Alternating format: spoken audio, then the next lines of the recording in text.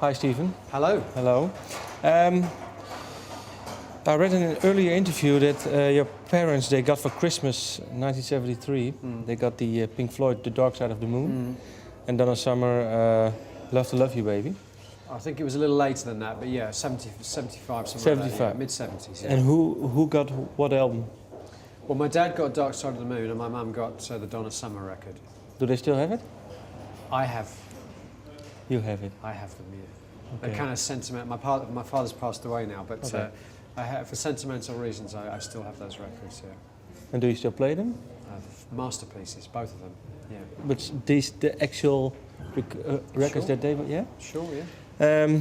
Well, one of the sound engineers on the Dark Side of the Moon album is Alan Parsons. Right. Did you discuss with him, and he's also now engineering your new album, did you discuss with him what happened during the recording of Dark Side of the Moon? No, I didn't have time actually. We were too busy working. You know, I mean, Alan's one of those guys that's probably full of anecdotes and historical facts that would be fascinating. But generally speaking, no, we focused on the work, unfortunately. I missed my opportunity there. Okay. What do you like about that album, Dark Side of the Moon? Well, I like the reason. I mean, it's not my favourite album of all time, but the reason it was so important to me to hear that music at such a young age was that it kind of invested in me this interest in the idea of the album as a musical continuum or a musical journey. So you're not just throwing together 10 pop songs on a record, you're actually trying to do something with more of a sense of, I suppose more like a cinematic kind of scope to it. Like you're telling a story through music and words across, in the case of an old style vinyl album, 40 or 45 minutes, of music. And I kind of fell in love with that idea very, very early on. I fell in love with the idea of being able to tell stories through an album, to take the listener on some kind of musical journey, so you really feel like you've been somewhere when you get to the end of the record. The Dark Side of the Moon is one of the classics of, you know, it's kind of a touchstone in that sense of a record that feels like you have to play it from beginning to end. It doesn't feel like you can just dip in and out. It feels like the whole thing is designed to be a singular listening experience. And I've always loved that, and everything I've ever done pretty much since then has tried to achieve a similar kind of goal. And how important has Alan Parsons' role been in the recording of The Dark Side of the Moon? Do you know? Well, it sounds beautiful. It's a beautiful sounding record, and I think that's one of the reasons why I wanted him for my record.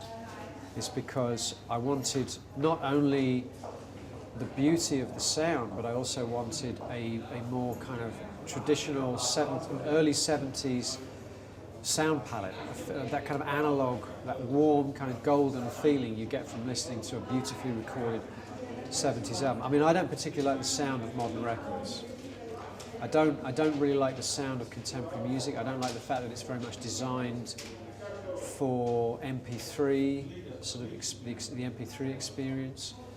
I still like to make records for people that I imagine are sitting at home, concentrating, fully engaged in the music, perhaps listening on headphones, but they are listening on a good system. Maybe they're listening off vinyl, maybe they're listening to a 5.1 surround sound mix, but the point is that they are listening.